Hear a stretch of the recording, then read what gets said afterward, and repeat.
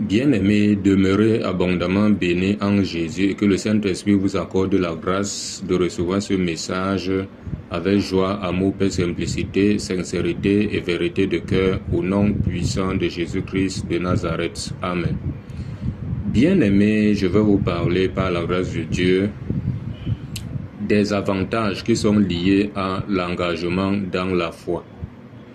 Bien-aimés, beaucoup aujourd'hui ont le cœur endurci concernant leur engagement dans la foi. Or, il y a tellement d'avantages à être enfant de Dieu. Bien-aimés, ici à la lumière de la parole de Dieu, on va examiner de fond en comble pour que les uns les autres comprennent en réalité que c'est bon de s'engager dans la foi. C'est bon de devenir enfant de Dieu. Parce qu'il y a tellement de choses qui sont liées à cela. Et beaucoup de choses même que ton engagement en Christ, les faveurs qui sont liées à cela. Bien aimé, on va prendre rapidement la parole de Dieu. On va prendre Ephésiens 2, versets 11 à 18. D'abord, pour comprendre que quand tu t'engages dans la foi, tu fais la paix avec le Seigneur. Tu fais la paix avec le Seigneur. Parce que si tu n'étais pas encore engagé dans la foi, tu n'as pas encore fait la paix avec le Seigneur. Et tous ceux-là qui n'ont pas encore fait la paix avec le Seigneur ne sont pas reconnus comme enfants de Dieu. Et demain après demain seront jetés dans le feu éternel, qu'on appelle généralement dans les temps ardents de feu. Voici ce que Ephésiens 2, verset 11 à 18 nous dit. Il dit, c'est pourquoi vous autrefois païens dans la chair, appelés incirconcis parce qu'on appelle circoncis et qui le sont en la chair par la main de l'homme. Il dit, souvenez-vous que vous étiez en ce temps-là sans Christ, privés du droit de la cité en Israël, étrangers aux alliances de la promesse, sans espérance et sans Dieu dans le monde. Il dit, mais maintenant, en Jésus-Christ, vous qui étiez jadis éloignés, vous avez été rapprochés par le sang de Christ. Donc, Christ nous a rapprochés à lui par son sang. Il dit, quand il est notre Père, lui des deux n'en a fait qu'un, et qui a renversé le mur de séparation, l'inimitié. Donc, Christ est venu renverser le mur de séparation, faisait que Israël, qui était le peuple de Dieu, était considéré, nous les païens n'étions pas considérés. Il est venu renverser donc ce mur de séparation pour que nous soyons un.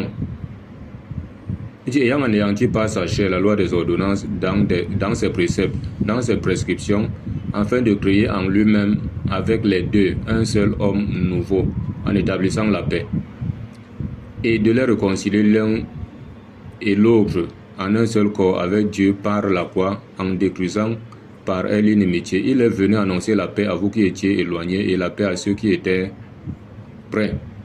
Et dit, car par lui nous avons les uns et les autres accès auprès du Père dans un même esprit. Donc maintenant on a accès auprès de Dieu dans un même esprit, que nous soyons Israël ou païens, nous avons accès auprès du Père dans un même esprit. Et nous sommes ici édifiés pour être une habitation de Dieu en esprit. Maintenant tu n'es plus étranger, toi si tu te réconcilies avec Christ. Parce que si tu ne t'es pas encore réconcilié avec Christ, tu es un étranger devant Dieu. Et tu es étranger à sa vie.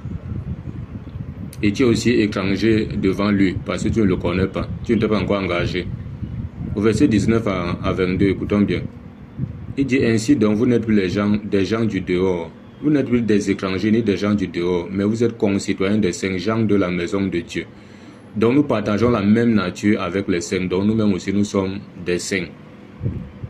Bon, on va survoler le reste, on va tomber directement au verset 21 à 22, dit en lui, tout l'édifice bien coordonné s'élève pour être un temple saint dans le Seigneur.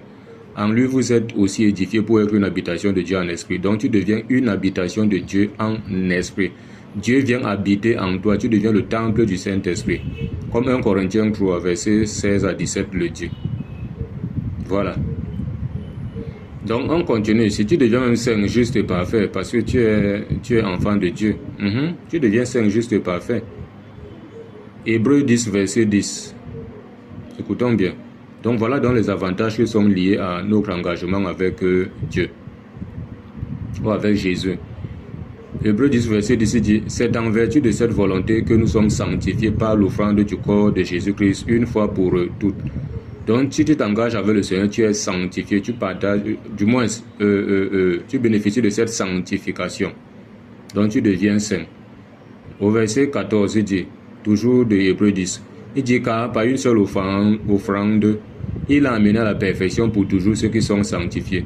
Donc, il t'amène aussi à la perfection pour toujours, toi qui es sanctifié par l'offrande de son corps. Voilà. Donc, et quand tu t'engages avec le Seigneur, tu n'es plus maudit. C'est quand tu n'es pas en Christ que tu es maudit. Mais quand tu t'engages avec le Seigneur, tu n'es plus maudit. Voici ce que Ephésiens 1, verset 3 nous dit. Il dit, béni soit Dieu le Père de notre Seigneur Jésus-Christ, qui nous a bénis de toutes sortes de bénédictions spirituelles dans les lieux célestes en Christ. Quand tu t'engages avec le Seigneur, tu bénéficies ces bénédictions, toutes sortes de bénédictions. Toutes sortes. Voici ce que Galates 3 nous dit. Verset 8 à 9. Il dit, ainsi l'Écriture prévoyant que Dieu justifiera les païens par la foi, a d'avance annoncé cette bonne nouvelle à Abraham. Toutes les nations seront bénies en toi, de sorte que ceux qui croient sont bénis avec Abraham le croyant. Donc ceux qui croient en Jésus sont bénis avec Abraham le croyant. Voilà les avantages qui sont liés à l'engagement avec le Seigneur. Tu quittes de mort à la vie. Parce que quand tu n'es pas en Christ, tu es mort. Un mort spirituel. Tu iras vivre cette mort spirituelle dans sa plénitude, dans les temps de feu.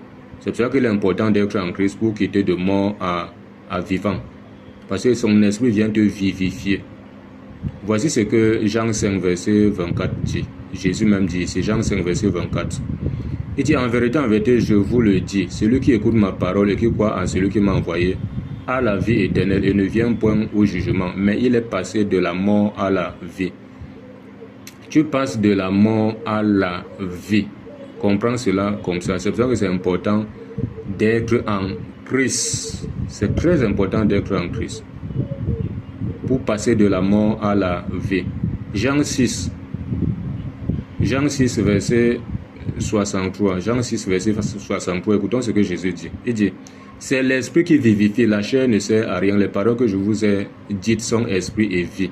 Donc les paroles de Jésus sont esprit et vie. L'esprit qui donne la vie.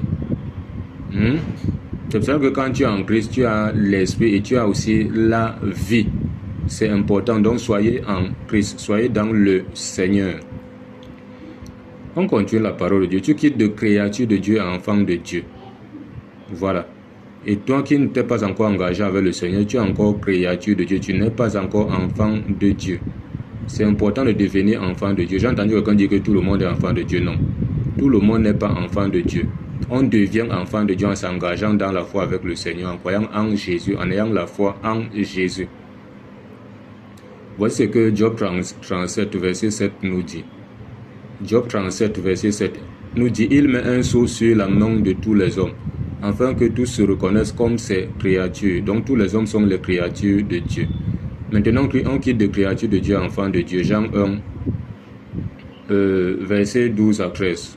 Pour ne pas faire une longue lecture. Mais si vous commencez au verset 1 de Jean 1, on dit au commencement était la parole était avec Dieu et la parole était Dieu. Elle était la lumière des hommes et elle s'est faite chair. Donc on parle de Jésus. Je vais prendre directement au verset 11 à 13 ou même. On dit, elle est venue chez les siens et les siens ne l'ont point reçue. Mais à tous ceux qui l'ont reçue, à ceux qui croient en son nom, elle a donné le pouvoir de devenir enfants de Dieu. Lesquels sont nés non du sang, ni de la volonté de la chair, ni de la volonté de l'homme, mais de Dieu. Donc tu nais de Dieu, tu deviens enfant de Dieu. Et quand tu es enfant de Dieu, tu te préserves toi-même et le malin ne te touche pas. Voilà les avantages. Il est impossible que tu aies des couches de nuit quand tu es enfant de Dieu. Quand on vient te faire manger la nuit, et tu subisses beaucoup de choses qu'un païen subit. Et pourtant tu es enfant de Dieu, c'est archi faux.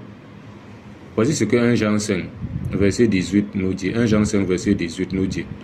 Nous savons que quiconque est né de Dieu ne pêche point. Mais celui qui est né de Dieu se garde lui-même et le malin ne le touche pas. Donc tu te gardes toi-même et le malin ne te touche pas. Le malin c'est qui? C'est le diable, il ne te touche pas. Les sorciers ne te touchent pas parce que c'est le diable qui utilise les sorciers. Et tous ces mauvais esprits, ils ne vont pas te toucher. Parce que 1 Jean 4, verset 4 dit là-bas que vous, petits enfants, vous êtes de Dieu, vous les avez vaincus parce que celui qui est dans vous est plus grand que celui qui est dans le monde. Voilà. Toi qui étais dans les ténèbres, quand tu t'engages dans la foi, tu quittes des ténèbres à la lumière. Jean 12, verset 46. Écoutons ce que Jean 12, verset 46 nous dit. Jean 12, verset 46, écoutons ce que Jésus lui-même dit ici, pour que nous comprenions. Il dit, « Je suis venu comme une lumière dans le monde, afin que quiconque croit en moi ne demeure pas dans les ténèbres. » Donc si tu crois en Jésus, tu ne demeures pas dans les ténèbres, parce que Jésus est la lumière.